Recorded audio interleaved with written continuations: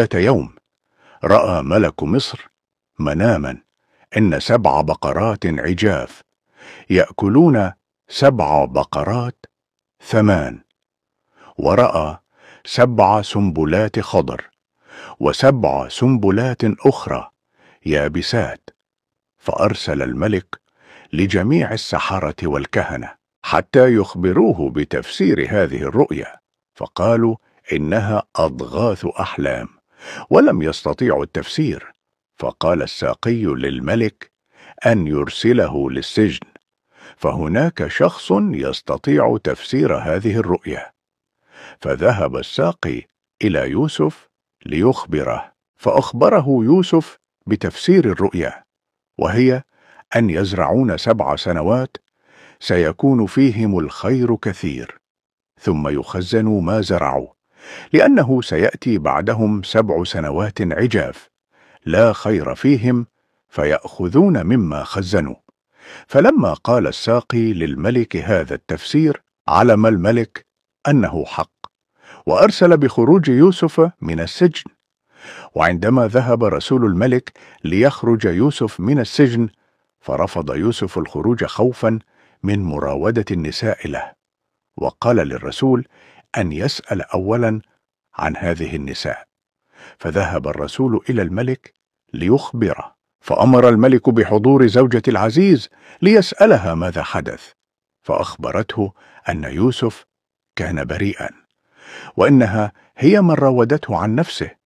ولقد فعل يوسف هذا حتى يعلم عزيز مصر الذي رباه في بيته وأكرمه أنه لم يخونه أبدا، وأنه كان بريئا.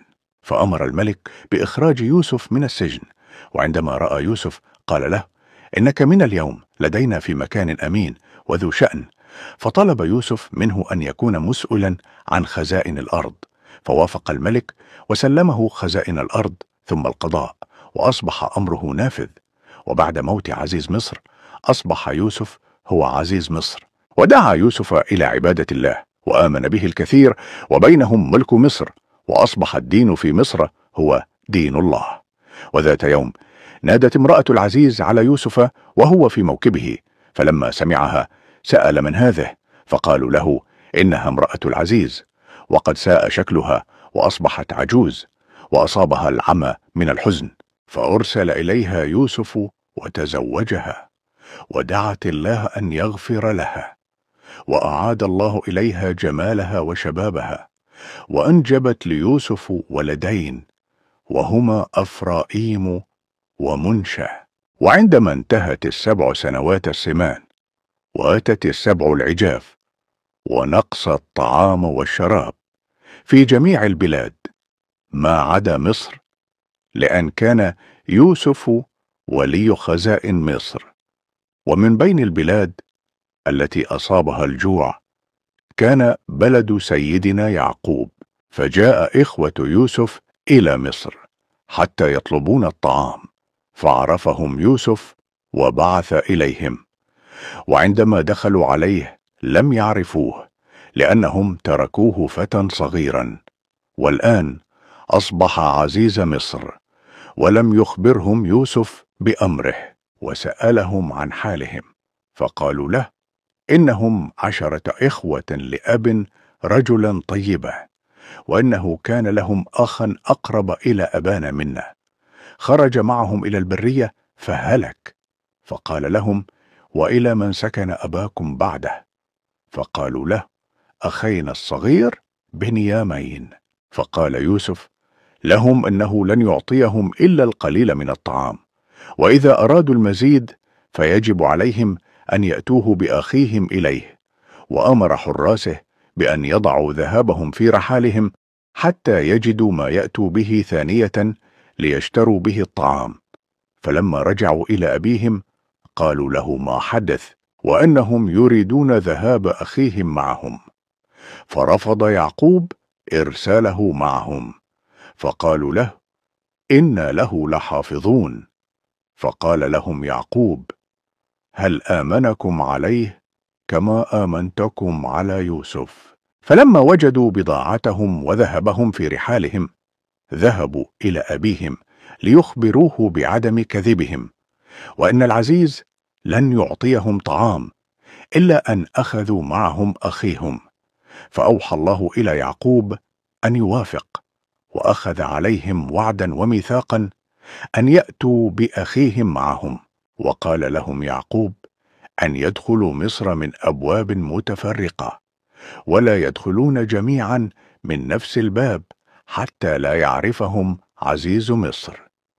ولما وصلوا إلى مصر عرفهم يوسف، وأرسل إليهم وضايفهم في منزله، وأحضر لهم الطعام والشراب، وأمر حراسه بجعل كل 2 من إخوته يجلسون في مائدة. فأصبح بنيامين وحده جالس فبكى، وقال لو أن يوسف هنا لكان جالسا معي. فخرج عليهم يوسف وهم لا يعرفونه، وجلس مع أخيه بنيامين، وأذن لهم بالطعام، وأمر ببياتهم معه في منزله، وقال لهم بأن بنيامين سينام في غرفته. وأخذ بنيامين يخبر عزيز مصر بقصة يوسف ومدى اشتياق وحب أبيه له، فأخبره يوسف بالحقيقة، وأنه أخيه في مشهد ملئ بالدموع والأحضان بينهما. وقال له يوسف بأن لا يخبر أخوتهم بالحقيقة. فأمر يوسف حراسه بأن يضعوا كأس الملك الذهبي في رحال بنيامين. وعندما ذهبوا إخوته ليعودوا إلى وطنهم نادى منادي إليهم إنكم لسارقون. فقالوا له لم نأت لنسرق. فقال الحارس لهم وما جزاء من يوجد في رحاله الكأس؟ فقالوا بأن تأخذ السارق معك ويكون لك. وهذا ما حكم به في قصة يوسف وعمته سابقا عندما أرادت بقاءه معها. فأخذ الحارس يفتش في رحالة إخوة يوسف قبل بنيامين، وعندما انتهى وجده في رحالة بنيامين. فأخذ الحراس بنيامين معهم، وقال إخوته إنه سارق مثل أخيه يوسف عندما سرق من عمته وهو صغير. وذهبوا إلى عزيز مصر وقالوا له إن لهم أبا شيخا لا يقدر على فراق ابنه، فخذ أحدا منا مكانه. فقال لهم معاذ الله أن أظلم أحدا مكانه، ورفض طلبهم. ولما يأسوا قال لهم كبيرهم شمعون إن أبانا أخذ علينا ميثاقا بأن لا نعود إلا ومعنا بنيامين، وقال لهم بأنه لن يترك مصر إلا أن يأذن أبيه له بالخروج أو الحرب. وعندما عادوا وأخبروا أبيهم بما حدث قال لهم بل سولت لكم أنفسكم أمرا فصبرا جميلا، عسى الله أن يأتيني بهم جميعا، وهم يوسف وبنيامين وشمعون. وحزن حزنا شديدا، وأصبح يبكي حتى أبيضت عيناه وأصيب بالعمى. ثم قال لهم يعقوب بأن يذهبوا إلى مصر ثانية، ويأخذوا معهم بضاعة، ويطلبوا من العزيز برجوع أخيهم. فلما دخلوا إلى العزيز وحكوا له ما أصاب أبيهم فلم يستطع يوسف الصبر، وأخذ يبكي وقال لهم هل علمتم ما فعلتم بيوسف وأخيه؟ فقالوا أئنك ليوسف؟ فقال لهم أنا يوسف، وهذا أخي، قد من الله علينا وجمع بيننا. فأخذوا يبكون ويصرخون ويسألون يوسف أن يسامحهم. فسامحهم يوسف وقال لهم بأن يأخذوا قميصه ويضعوه على وجه أبيهم حتى يرجع له بصره، وأن يأتوا إليه جميعا مرة أخرى. فقال لهم يهوذا أنا أذهب به، لأني من ذهبت بقميص يوسف سابقا وأخبرته أن يوسف أكله الذئب، فأنا أخبره بأنه حي وأفرحه كما أحزنته. وكان هو البشير. وأثناء عودتهم شعر يعقوب بريح لطيفة تأتي معهم، فقال لمن حوله إني أشعر بريح يوسف. فقالوا له إنك لفي ظلالك القديم، ثم جاء البشير وألقى القميص على وجه أبيه فارتد إليه بصره، فقال لهم: ألم أقل لكم أني أعلم من الله ما لا تعلمون؟ وقال للبشير: كيف وجدت يوسف؟ فقال له: وجدناه عزيز مصر. فقال له: وعلى أي دين تركته؟ فقال البشير: دين الإسلام. فقال يعقوب: الآن تمت نعمة ربك.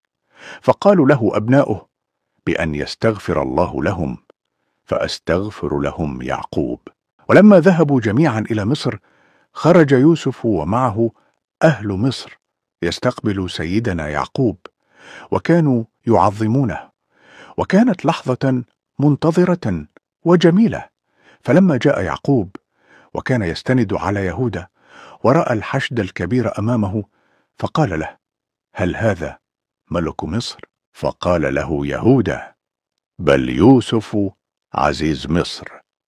فجرى يوسف إليه اشتياقا وشوقا، واحتضنه يعقوب كثيرا، وقال له يعقوب: أهلا يا مذهب الأحزان، لأنه أنهى حزن سنوات كثيرة حين رآه. وأخذهم يوسف إلى قصره، وأجلس أبيه وأمه على العرش، وأمامهم إخوته واقفين، والجميع في اندهاش.